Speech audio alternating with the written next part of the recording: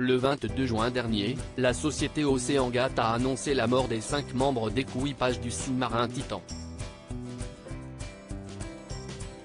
Dernièrement, ce sont les témoignages d'autres passagers ayant annulé leur voyage qui ont ressurgi, appuyant sur la mauvaise qualité de l'embarcation. Le jour de la fête des pères, le sous-marin Titan s'est mis en route vers l'épave du Titanic, le célèbre paquebot réputé insubmersible, qui a emporté avec lui plus de 1500 passagers dans les profondeurs de l'océan. Tout comme l'expédition du bateau à l'époque, celle du sous-marin Titan a été un fiasco, en plus d'être un drame ayant coûté la vie à 5 personnes. Parmi eux, le Français Paul-Henri Narjolet, ami proche du réalisateur James Cameron, qui avait émis des doutes concernant le submersible, avant de monter à bord.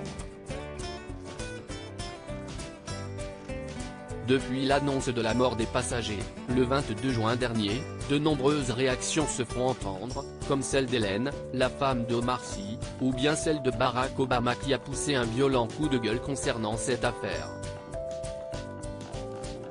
Il y a aussi celle de proches des victimes, comme la mère de Sulman Davoud, le jeune homme de 19 ans mort à bord du Titan, ou bien les témoignages des personnes qui ont refusé de monter à l'intérieur du submersible. Une annulation qui sauve la vie avant de partir vers l'épave du Titanic le dimanche 18 juin 2023, plusieurs personnalités qui avaient réservé leur place à bord du sous-marin Titan ont préféré annuler le voyage. C'est le cas du célèbre youtubeur Morbist, qui a décliné l'invitation de la société OceanGate.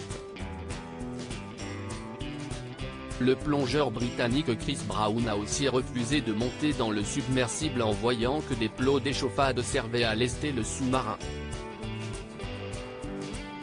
C'est d'ailleurs l'aspect du sous-marin qui a convaincu Robert Mesté de ne pas monter à bord de l'engin à cause des matériaux utilisés. Comme il l'a expliqué dans plusieurs médias, le Titan avait une coque en fibre de carbone, ce qui n'est pas un matériau qui a fait ses preuves dans ce type de profondeur.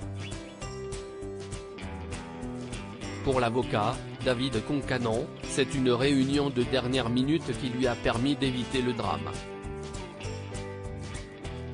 Tandis que pour Jay Bloom et son fils Sean, les derniers passagers à avoir annulé, c'est le fait que l'entreprise OceanGate leur propose une réduction de 100 000 €, qui les a convaincus que c'était une mauvaise idée de voyager à bord du sous-marin.